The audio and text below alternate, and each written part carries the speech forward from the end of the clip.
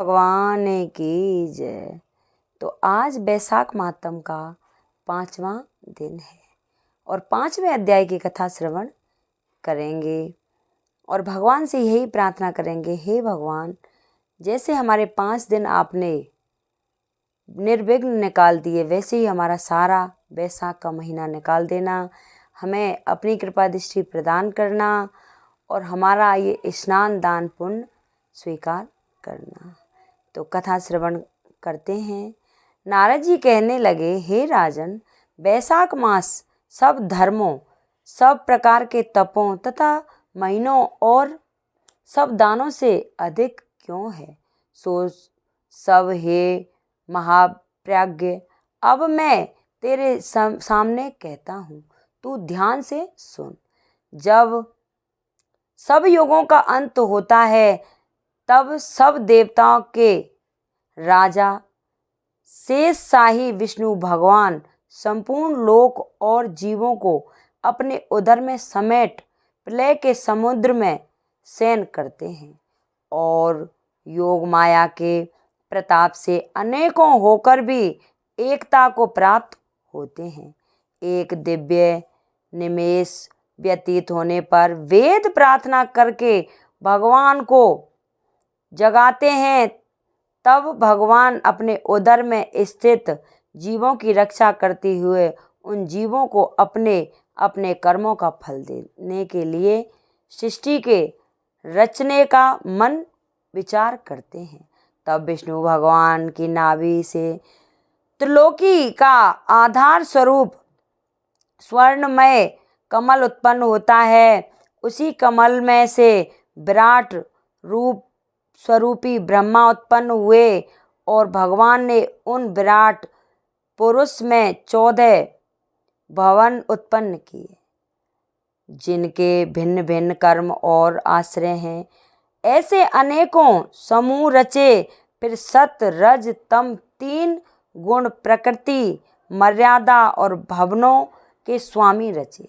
तत्पश्चात वर्णाश्रम के विभाग कर धर्म की कल्पना करते हुए चारों वेद मंत्र स्मृति पुराण तथा इतिहास रचकर धर्म की रक्षा के निमित्त इनके प्रवर्तक ऋषि प्रकट किए। इन ऋषियों ने अलग अलग वर्णों के अलग अलग धर्म प्रवृत्त किए, जिन पर सब प्रजा श्रद्धा करने लगी। प्रजा अपने अपने आश्रमोचित धर्मों में लगी हुई है या नहीं, यह देखने के लिए साक्षात अविनाशी सर्वतरम्यामी भगवान चिंता करने लगे।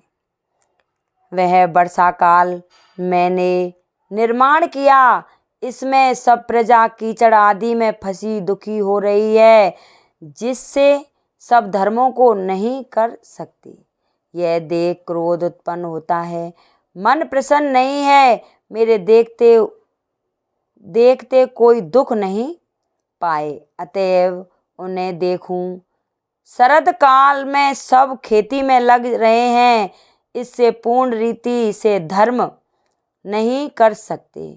कोई पके फल की अपेक्षा कर रहे हैं, कोई वर्षा से पीड़ित है, कोई शीत से दुखी है, अतएव धर्म नहीं करते हैं। इन्हें देख मुझे शेष उत्पन्न होता है, इनकी उल्टी गति देखकर मुझे संतोष नहीं। हेमंत ऋतु में सर्दी के मारे कोई प्रातःकाल नहीं उठता, सूर्योदय से पहले ना उठने ते देख मुझे क्रोध उत्पन्न होता है। शिशिर ऋतु में भी प्रातःकाल के समय शीत से पीड़ित रहते हैं तथा फसल पक जाने की प्रतीक्षा करते हैं। फिर जो मनुष्य जाड़े के मारे प्रातःकाल स्नान करने के लिए केवल सोचा ही करते हैं, उनका शुभ कर्म लुप्त हो जाता है, जो कभी पूरा नहीं हो पाता। यह समय प्रेक्षण का नहीं है, अतः विचार कर भगवान ने बसंत ऋतु को सर्वपूर्ण पातकों को निवारण करने वाला माना। यह ऋतु स्नान दान यज्ञ क्रिया भोग और सब प्रकार के कर्मों का साधन करने के लिए बड़ी अनुकूल है। इस ऋतु में धनवान सब वस्तु बिना प्रयास ही प्राप्त कर लेता है। जैसे लोगों को धन से सुख मिलता है, जो विष्णु भगवान के आधारभूत प्राणी हैं, उनके धर्म का साधक ही द्रव्य है। बसंत ऋतु में संपूर्ण द्रव्य प्राणियों को सुखदायक होते हैं। दान योग, धर्म योग और सब योग भोगने योग्य, निर्धन, लूले, लंगड़े, व्याकुल और महात्माओं को संपूर्ण द्रव्य और जल आदि सुलभ हैं, इसमें संशय नहीं है। मेरे प्रियजन इन द्रव्यों में अपनी आत्मा का हित साधन करते हैं।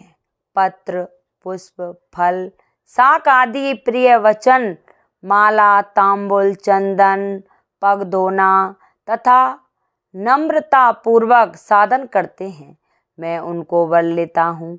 ऐसा कहते हुए विष्णु भगवान लक्ष्मी सहित चारों ओर वनों को देखने चले, जिनमें अनेक प्रकार के फूल खिल रहे थे, जिनमें हष्ट पुष्ट प्राणी रहते थे और सत वाले भ्रमर और पक्षी विचर रहे थे।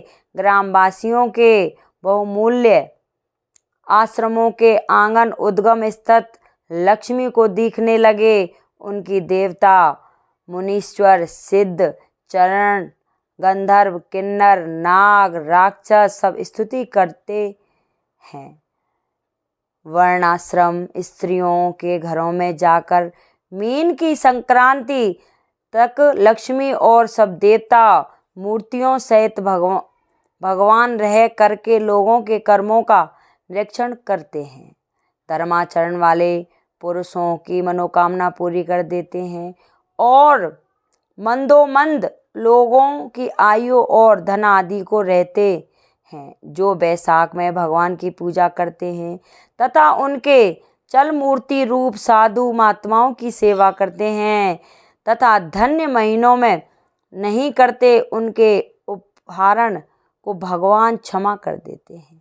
जैसे अपने देश में आए हुए राजा को देख उस देश के निवासी मनुष्य बहुमूल्य भेंट पूजा लेकर राजा की पूजा करते हैं, तब राजा पूजा के आकारिधि द्वारा यह जान लेता है कि किसकी सेवा पूरी है, किसकी थोड़ी है।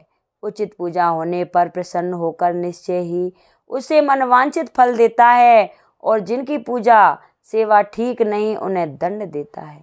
ऐसे ही विष्णु भगवान बैसाख मास में जो अच्छी रीति से पूजा करते हैं उन्हें मनवांछित फल देते हैं और जो नहीं करते हैं उनके धन आदि को हर लेते हैं।